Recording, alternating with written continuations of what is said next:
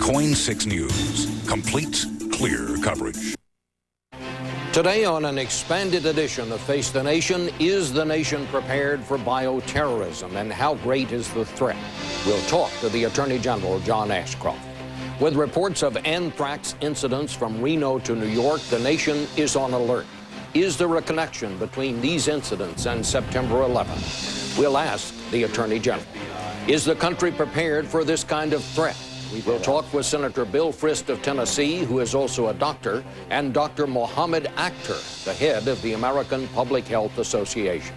We'll talk about the ongoing threat of terrorism with the two leading members of the Senate Intelligence Committee, Richard Shelby of Alabama and Bob Graham of Florida, and the head of the Senate Foreign Relations Committee, Joe Biden. Then we'll round out this expanded edition with analysis from former Defense Secretary James Schlesinger, New York Times reporter Judy Miller, author of the new book Germs, and our own Gloria Borger. I'll have a final word on America's big test. But first, the Attorney General on Face the Nation.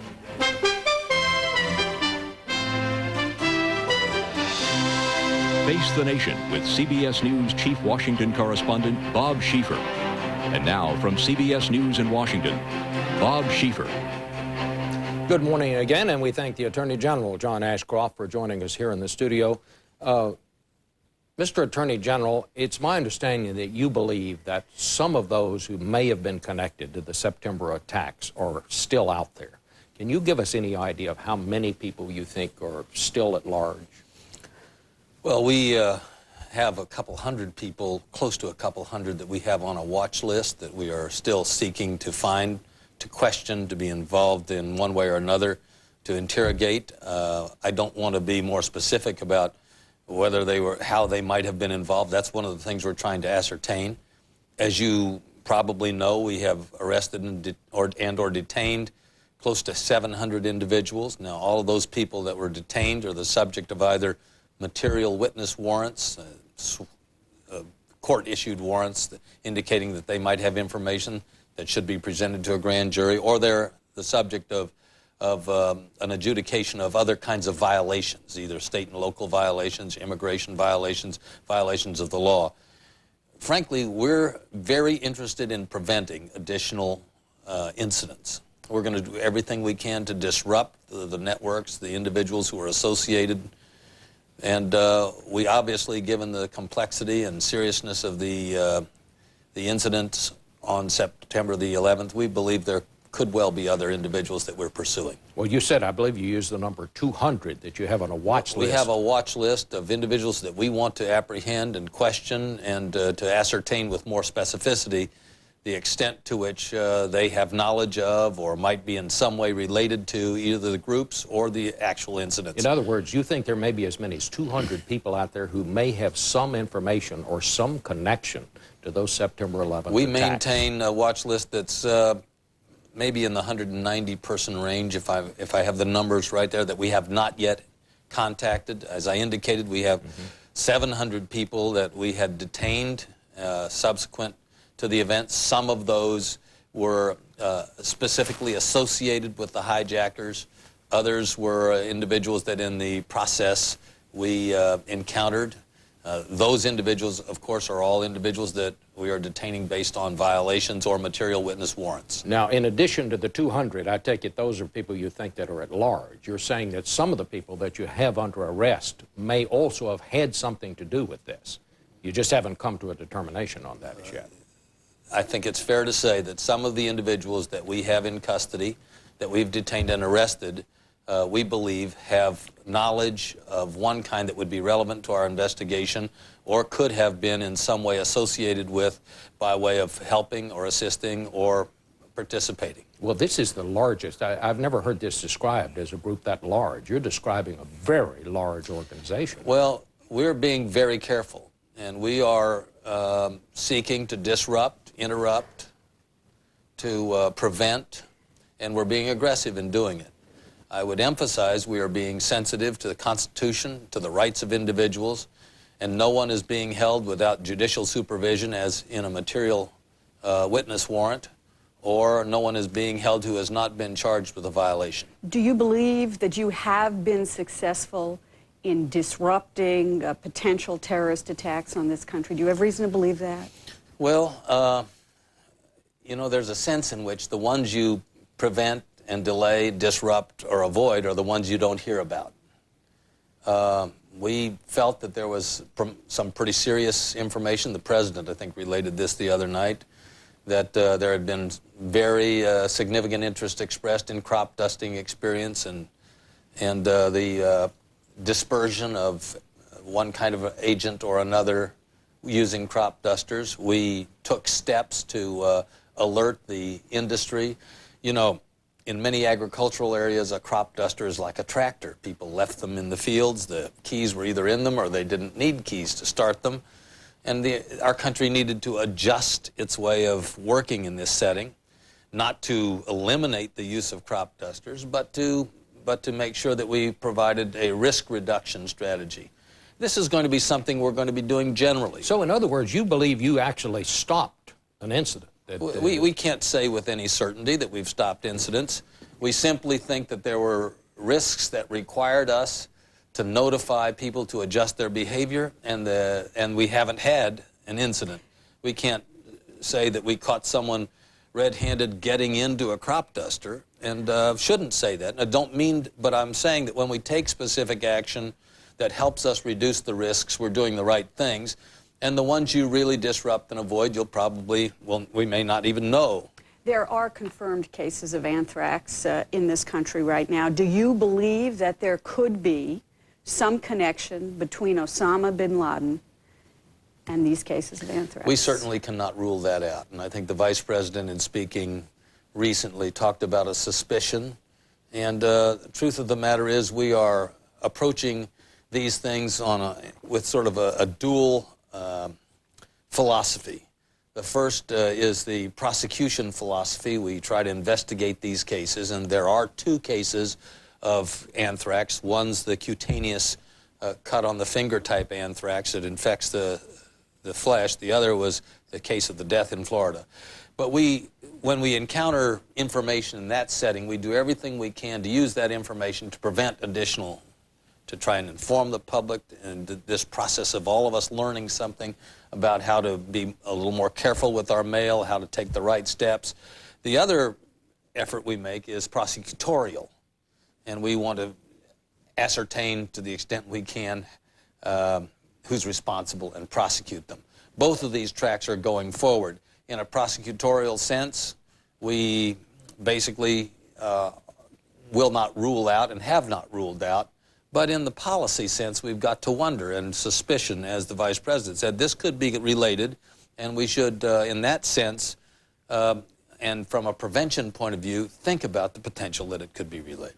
Well, don't you think there is some sort of pattern here? You talk about a major news outlet, two news outlets, I'm sorry, NBC and the one in Florida, and, three, and the New York Times, and then a major corporation, a major American technology corporation, Microsoft. Do you see some sort of pattern here? Well, I think it's undeniable that there are three attacks against prominent news organizations, and frankly, they're not the only news organizations that have been the recipient of sort of threats or the recipients of I don't want to say anthrax, because it's very difficult to confirm in some of the instances whether there was actually anthrax delivered in the envelope. Mm-hmm. So I think, you know, the press may be the defining symbol of freedom in the United States. If people hate freedom, they ought to hate information that allows free people to make good decisions. Mm-hmm. And if there is a targeting, it may be based on that understanding. That would be a sophisticated understanding by an enemy. But if I were a terrorist, I would want to engender fear that was irrational, and I would want to curtail the availability of information in a free press that was good information. Yeah. So this is a serious problem. We take it seriously. We're concerned, though, that not all of the threatening letters, for instance, obviously are, I think some of them are just hoaxes. Well, let me just ask you about this, because, I mean, in fact, as you well know, we got a suspicious letter here at CBS News in our Washington bureau just yesterday. The FBI has now told us that they believe that there's no anthrax there, that it tested negative. At least that's a preliminary report. The New York Times got one of these letters. It turns out that it proved negative for anthrax. But do you now believe that these letters that are showing up where it proves negative for anthrax, is it because they were a hoax, or could it be that someone sent these letters and the germs, as it were, died? Well, I don't believe it's the germs dying. They might have been unsuccessful. Well, that's what I'm driving at. But I think in most of those settings, I think you can consider people decided to take advantage of an environment where several anthrax cases, 2 nationally, have been detected, 1 death, and the other with symptoms that appear to be totally remitting and very excellent prognosis.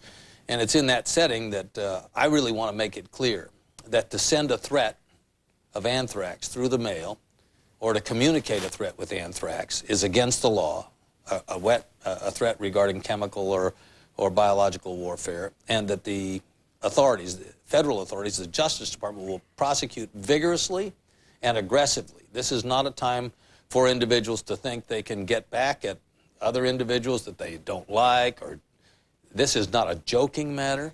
This is a matter of seriousness, and our resources should not be disrupted and diverted because individuals think this is an opportunity to do something that well, is very damaging and shouldn't be done. Has the FBI been strained beyond their capability? Because, frankly, I'm a little amazed at what I have read about and learned about what happened at NBC, because apparently the FBI, after NBC reported these suspicious packages, the FBI just took it back to the office and sort of left it there. They really didn't take any action for a while. I don't understand how that could have happened. Well, first of all, I think the FBI has been doing a great job, particularly in New York under very difficult circumstances.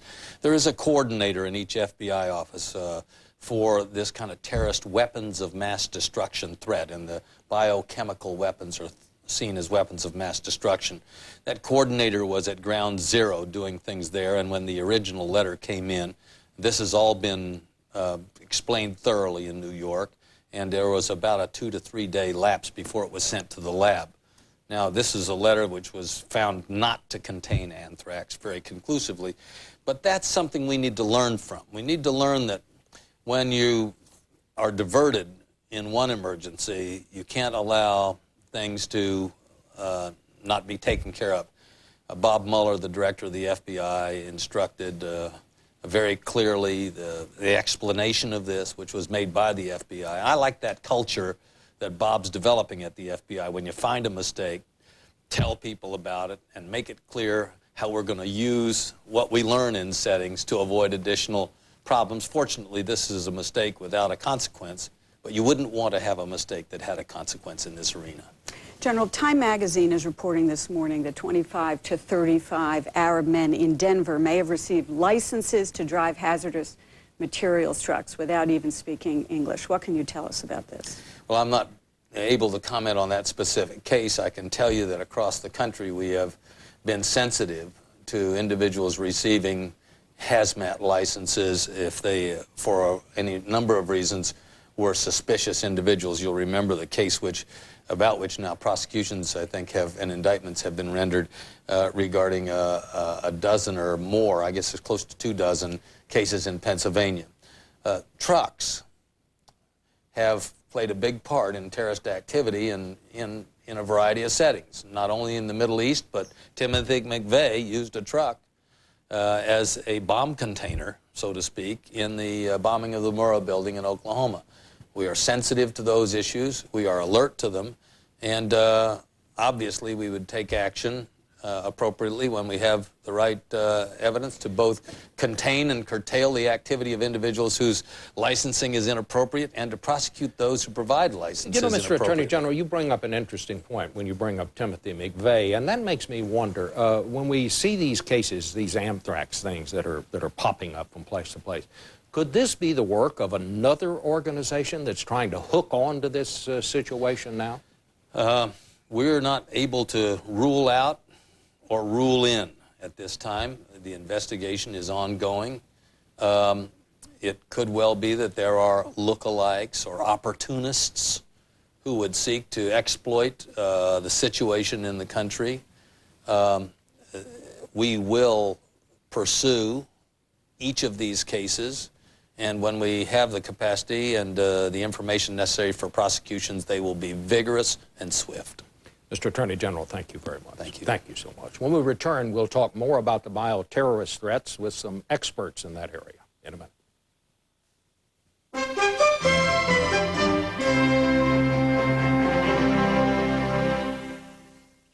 This portion of Face the Nation is brought to you by Fidelity Investments.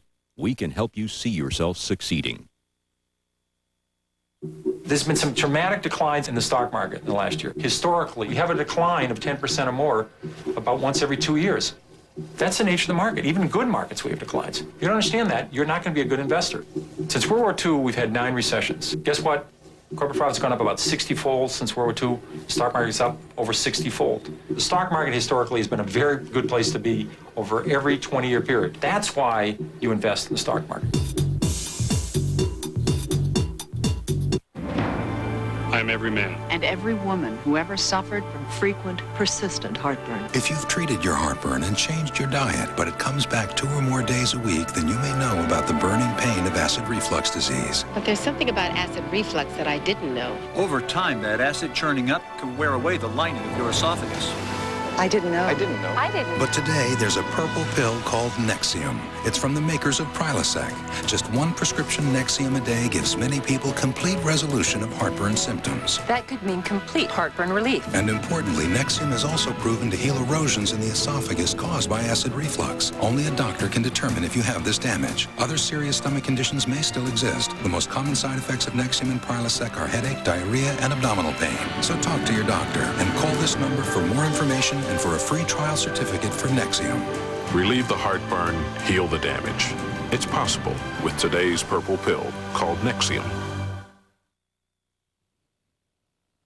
And joining us now, Senator Bill Frist. He is the ranking Republican on the Public Health Subcommittee in the Senate, and Dr. Mohammed Akhtar, who heads the American Public Health Association.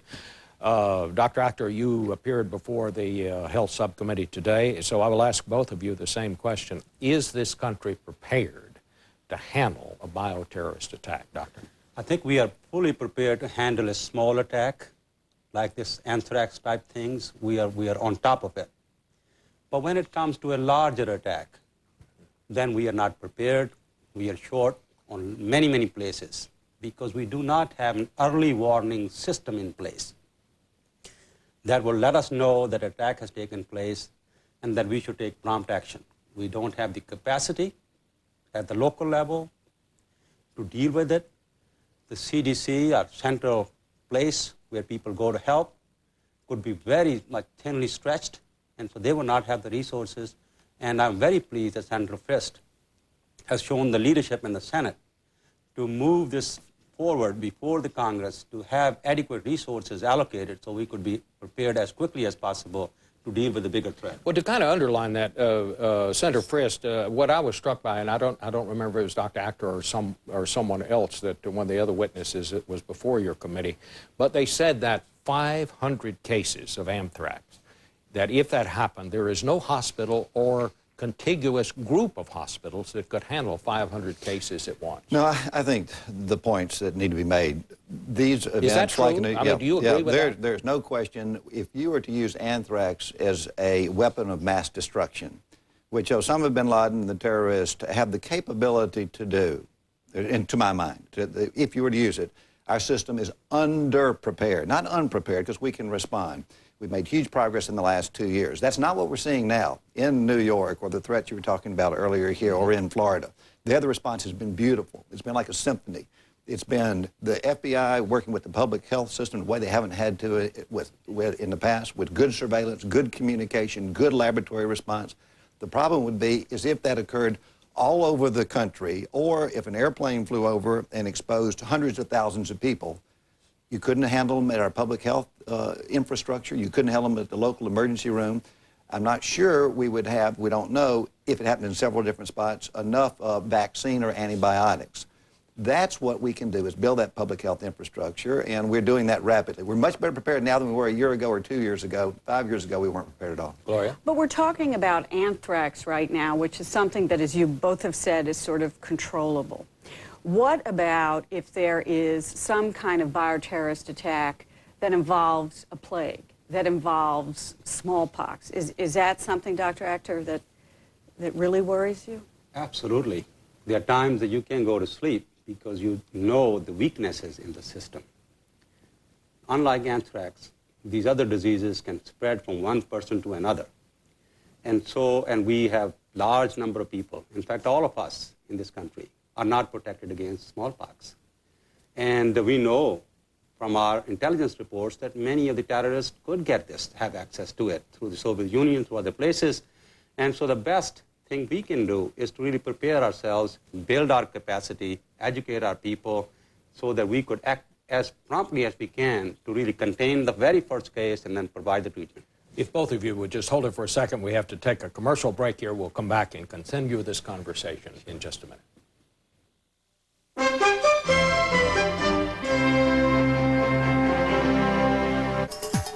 New possibilities for energy and performance just became clear. Chevron Texaco. This is experience. This is discipline. This is how investors make it through volatile markets. At Merrill Lynch, we guide our clients through market uncertainty by reassessing their risk, their asset allocation, and their financial goals. This is what a Merrill Lynch financial advisor does. This is what you do. And these are the times when we do it best. We're looking at a future bright with possibilities for energy and performance everywhere. Chevron Texaco. America at war. Military strikes continue. Here at home, a growing anthrax scare and heightened terror alerts. Details Monday on the CBS Evening News with Dan Rather. Back again with Senator Frist and Dr. Akhter. Senator Frist, we were just talking about the possibility of someone trying to infect the nation with smallpox. Is that possible or likely? It is, and when we look at the various agents, you can say anthrax, smallpox, tularemia, plague, pneumonic plague. You can go down a long list, and that's what it's important for us in public health, in public policy to be addressing. Smallpox has huge consequence, much more than an atomic bomb, if it were released to my mind, much more today. Why? Because unlike anthrax, it's contagious. There was an exercise called Dark Winter planned for actually 2001 using preparedness today. And we know by introduction on that model in 3 different states that within 3 months it spread to 25 states, spread overseas. There are no boundaries there. About 2 million people would be dead, 5 million people sick at the end of 3 months. That makes it alarmist. The good news is that smallpox has been eradicated from the face of the earth. The flip side of that is that we know there is some smallpox in this country, in Russia, and possibly in other countries. Well, people my age, we still have our vaccination scar because when we were little kids, we got vaccinated. Don't do that anymore. Should we start doing that again, Doctor? No, I don't think we are ready right now. But I think this is one area where we need to be working together with the intelligence community, the public health community, to see the level of threat. If the level of threat ever rises, if there's one case of smallpox, I would be the first one sitting here advocating, saying, let's prepare our nation, let's protect our Let me say to that we are prepared with that first step. There is no treatment. Smallpox is a virus, it's contagious, takes about 10 days. So right now, if I had smallpox, you'd be infected, and we're going to all be going around the country infecting other people. We have to identify those cases. We have to have better surveillance. We have insufficient surveillance. As a doctor, I've never seen a case. First responders don't even know how to recognize the rash. We have to have better communication. So if it's picked up in New Orleans or down in Florida or in California, they can communicate. We have inadequate communication today, and we need better laboratories. I say all of that because anthrax, we're doing a great job with. The FBI is, the public health infrastructure is, but if we have another agent that is a contagious agent, we are underprepared today. Absolutely. What do we do, though? Here we are talking about things like a possible smallpox, bubonic plague, or what. What can we say to people, not to panic people, but to tell them, okay, there are ways you can prepare for this, there are ways you can recognize this, these are the prudent things to do? I think what we need to tell people is not to worry. We are looking at all possible options. We are getting ready. We are getting prepared. There is very little that an individual can do until we find the first case. And that we are setting up communication system. We are working all together. We will let the public know. We are gathering the vaccines. We are putting our people together. We are educating the medical community. We are strengthening public health departments. That's what people need to know. They shouldn't be worried about it. It's us, the folks in public health community and the government, who should be worrying and building and working hard to make sure that we are ready if in case of unthinkable happens. And Gloria, Secretary Thompson has said he's taken some criticism being too optimistic. But he's exactly right. When we started addressing this issue 2 or 3 years ago, we were unprepared. Today, anywhere in the country, we can get 10 million doses of smallpox vaccine, which is plenty sufficient, I believe, for right now. Within a year, we'll be able to get 40 million doses. Now, we may need to go even higher than that, but our government is working very, very quickly. Same thing with anthrax today. It is treatable, and it is treatable with antibiotics today, and we can get 2 million doses anywhere in the United States of America within 6 hours. So people don't need to be stockpiling. They don't need to be buying gas masks today. Our federal government is fulfilling its responsibility. Now we need to fill these gaps that are in there at the level of public health infrastructure. Well, gentlemen, I want to thank both of you very much. It's a very sobering message that you bring to us today, but I think it's one we all need to hear. We'll be back in just a moment.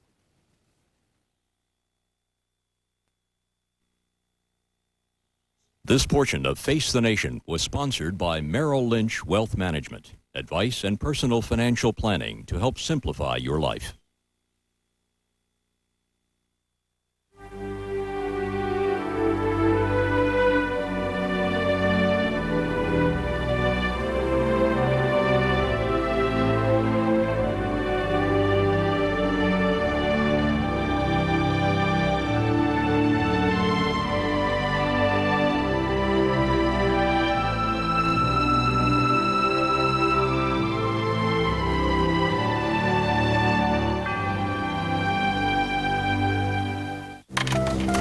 This is experience. This is discipline. This is how investors make it through volatile markets. At Merrill Lynch, we guide our clients through market uncertainty by reassessing their risk, their asset allocation, and their financial goals. This is what a Merrill Lynch financial advisor does. This is what you do. And these are the times when we do it best.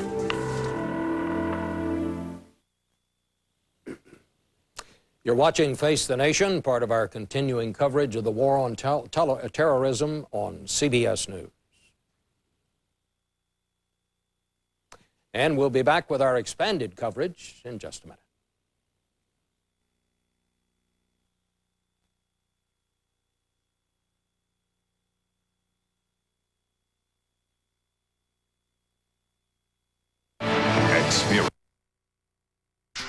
Every day, millions of people count on Williams to power their lives, to find, store, manage, and move almost every form of energy, from wherever it is to wherever it's